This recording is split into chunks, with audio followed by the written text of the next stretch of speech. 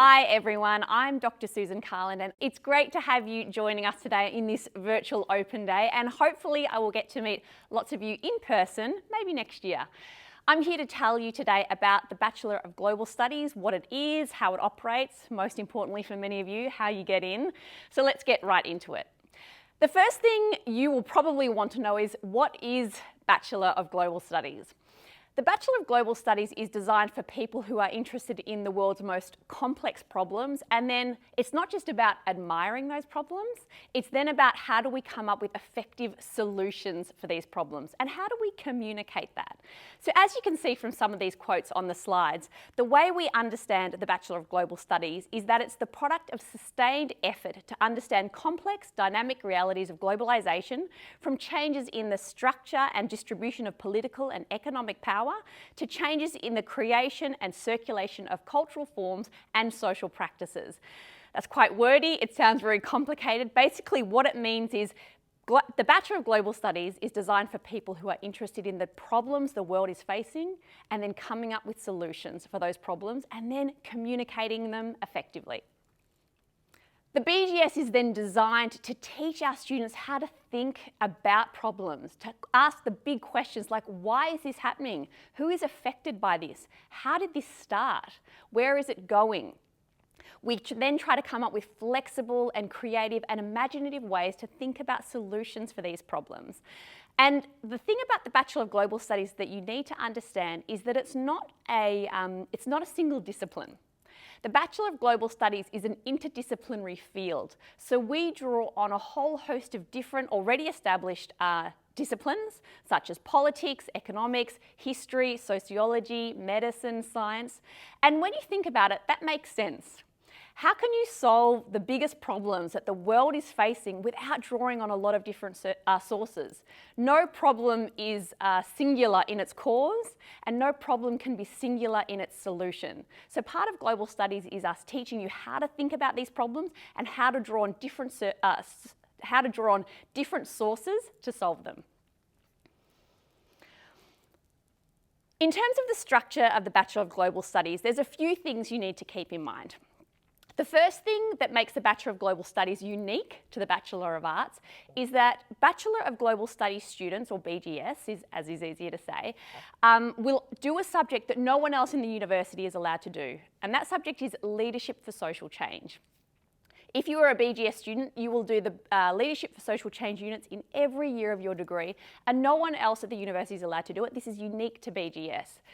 Leadership for Social Change, we'll get into in a moment, is one of the most important aspects of the BGS, and just the name tells you about the kind of student that does want to enrol in global studies and gets the most out of global studies. The other thing you need to keep in mind for BGS is the specializations that you'll choose from. We'll go through what those are in a moment. There's 4 of them. Think of them like your major.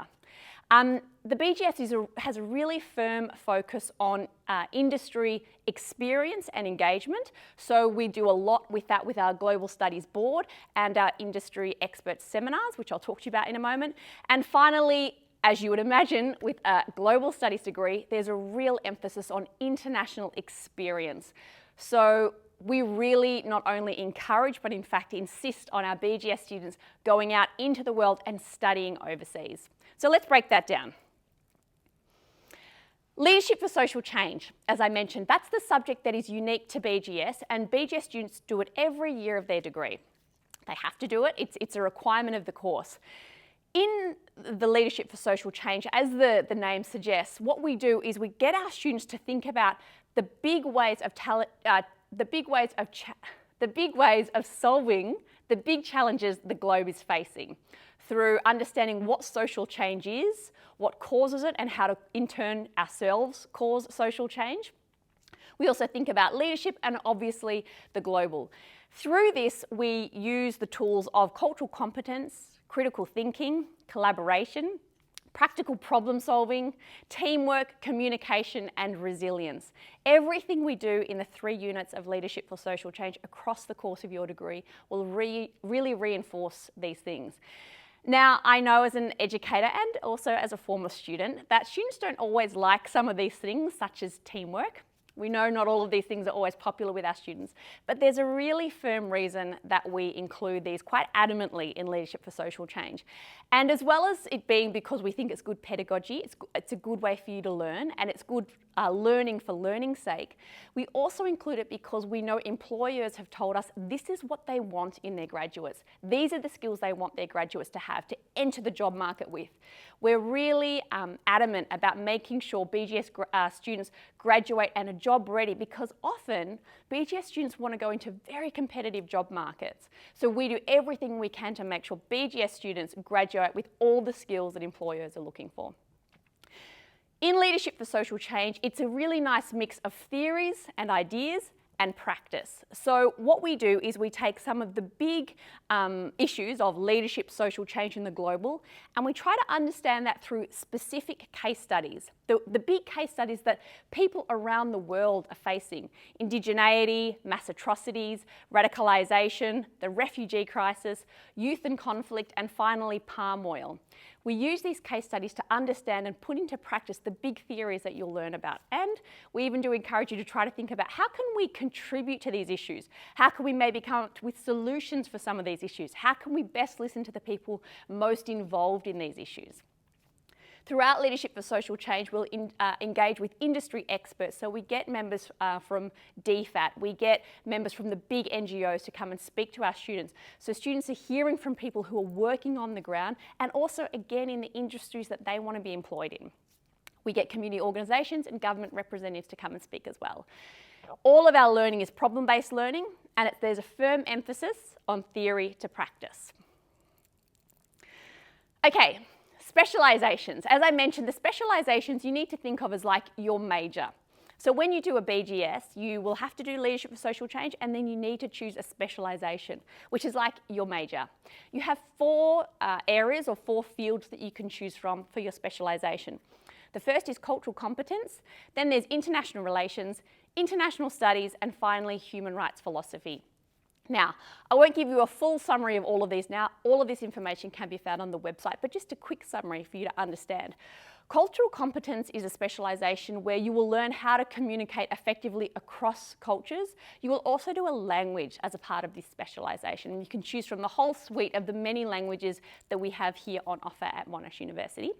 You can do this as an absolute beginner, or you can do it as someone who's quite proficient in a language as well. The next specialisation option is international relations. This is taught under the School of Politics. And this is the big picture thinking about states and powers and that sort of interaction. The next one is international studies. And one of the questions I most often get asked is, what's the difference between IR and IS if I'm choosing a major or a specialisation in BGS? The main difference is international studies and international relations will often look at the same issues. And they will still be looking at things like conflict over power. But IR will look at it from a more macro level, and international studies looks at it from a more micro level. So what does this mean for people in communities, small villages? How does it play out in those areas? Whereas IR looks at it from the bigger stage, the bigger, more global world stage.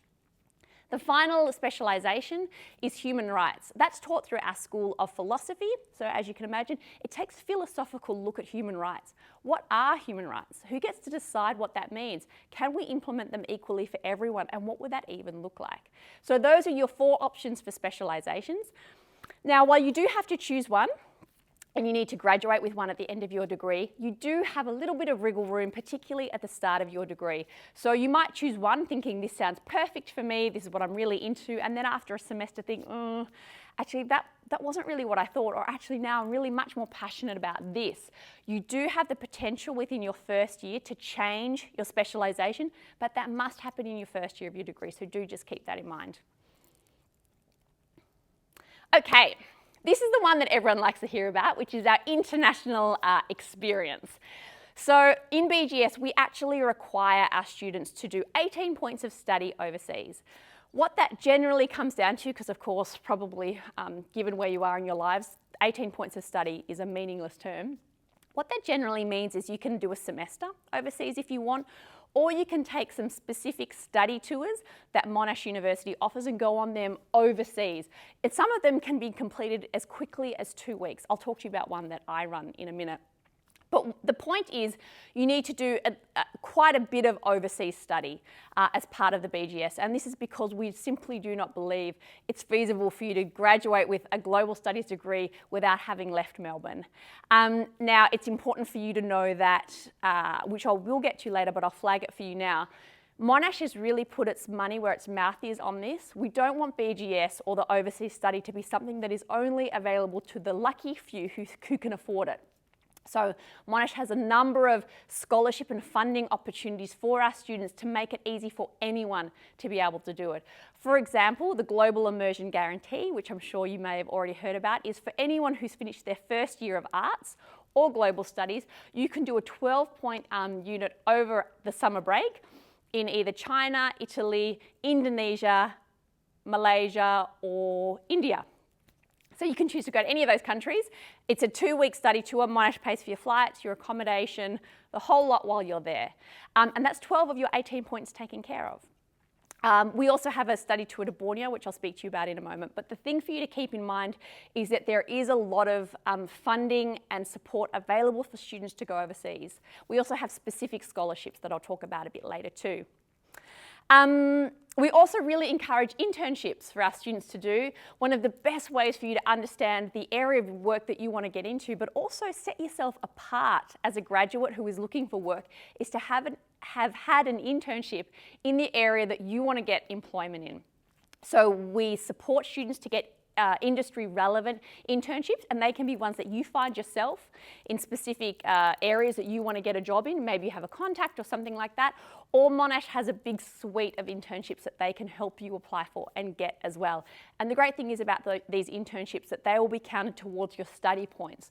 So you don't have to feel that you need to have a very heavy study load and then somehow squeeze in room for an internship as well.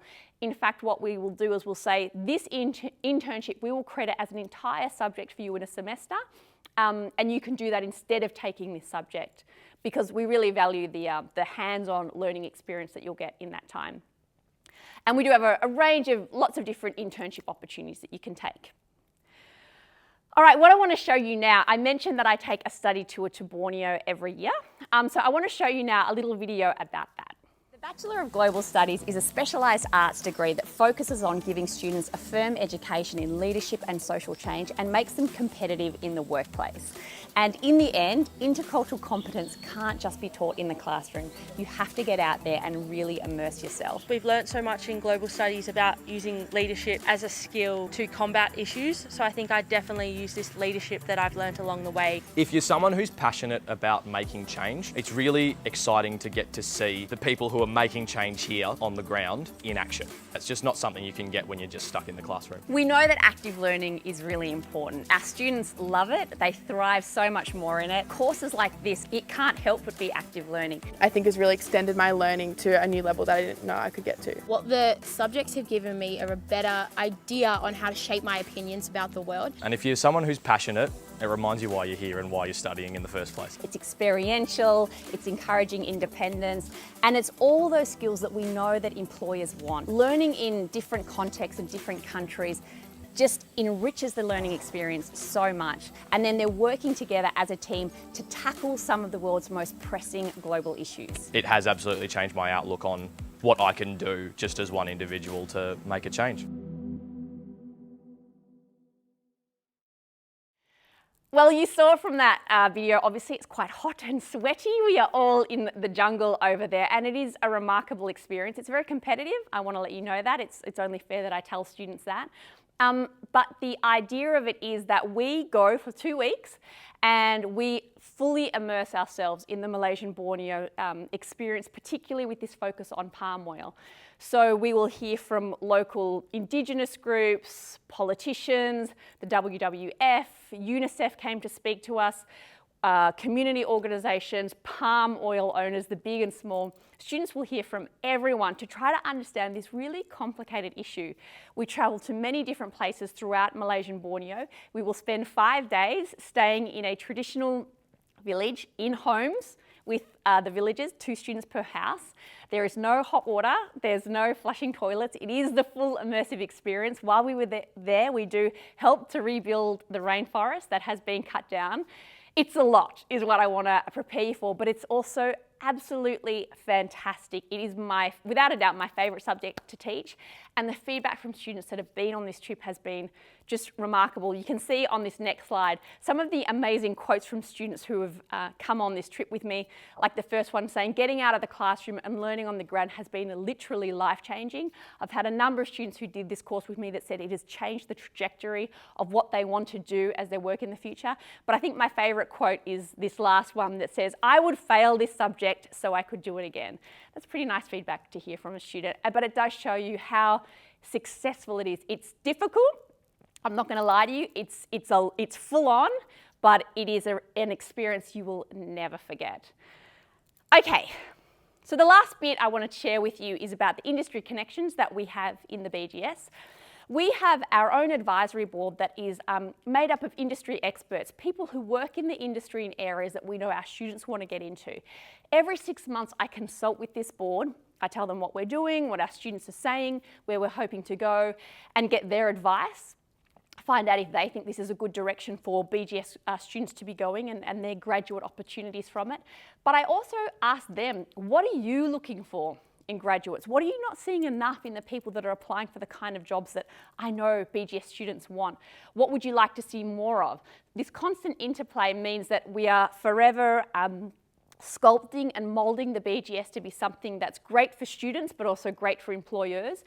And as well as the board, we then have these great experts that we can bring in to come and do guest speaking to our students and run things like industry masterclasses. So every year I've had either current or former diplomats from DFAT come and speak to students and talk to them about how they got into the graduate DFAT program, what to do, what they're looking for, those kind of approaches. I get people from UNICEF, the Asylum Seeker Resource Centre, all of these organisations come and speak to our students and give them that direct, clear advice on what to do to get those jobs that you're interested in. And if maybe those aren't the jobs you're interested in, they can just give personal advice as themselves, as employees and employers, about what their career journey has been like. What do they wish they'd known when they were students themselves? What good advice do they want to pass on to the young world changers that are sitting in front of them, which would be you, so that you guys can really hit the ground running, not only while you're at university. We don't believe that you don't start doing great things once you leave. We know students are doing it now. So how can you do that while you're here at uni, but also once you leave? Okay, let's get down to the nitty-gritty. And I know this detail might be a little bit confusing, so don't be too alarmed if it doesn't make sense to you. What you can see now on the slide is the structure of what a person who is just doing a Bachelor of Global Studies looks like. So they're not doing it as a double degree, and I will get to double degrees in a minute. But this is just what a course structure of someone who's doing global studies. This is what their degree looks like. So you can see in first year, they do leadership for social change. Those other blue squares are the specializations. So that's where they choose IR, cultural competence, international studies, human rights, and then they get to do another elective. So if you're just doing Bachelor of Global Studies, you do have space in your degree to do other electives from, say, the Faculty of Arts. You might want to do gender studies or sociology or whatever else, history. You have a bit of a space in your degree to fill that up. It's important that you know that if you are doing BGS as a double degree, which is with either law, science or commerce, you will not have that green elective space in your degree. It's really important that you're aware of that. So if you're doing BGS as part of a double degree with one of those three options, you will only, as part of your BGS, do leadership for social change and then your specialisation, which is the human rights, the IR, etc. Okay? Because that green space will be taken up with your law subjects, your commerce subjects, your science subjects. You can see here on the screen, this is just letting you know the timeline of doing BGS as a double degree. If you do just straight BGS, it's a 3-year degree. If you do BGS as a double degree with commerce or science, it's 4 years. And if you do BGS with law, it's 5 years full-time. All right, these are the Atars. Now, it's important, obviously, that you know these are just indicative. These are the Atars that we had for 2019. These things can fluctuate slightly, but I can't imagine it's going to be radically different. So they give you a bit of an idea of the Atars to get into global studies was 90.5, and it was also for science with BGS. If you want to do BGS with commerce, it was 92, 0.95, and BGS with law is 98. As I said, it might not be this exactly, but it's a pretty good representation for you. So as you can see, these are not easy degrees to get into. I recognise that it is difficult, so it's important for you to be aware of that, but I'm sure you're all incredibly smart and hardworking and you'll have no trouble getting these scores. One of the last things I wanted to tell you about, and I did flag it earlier, is the Global Scholars Program. So as well as offering the funded trips like the gig trip where you go to India or Malaysia or Italy, etc., after the first year of your degree, the other thing we offer are $33,000 scholarships. These are only for BGS students, so only BGS students can apply, and this is to fund your overseas study. So again, this is about Monash saying, this is not just for students who are independently wealthy. We know for students often, you're working part-time, you're struggling, you've got a lot of other things on your plate. The idea of funding, perhaps a semester overseas is simply beyond you.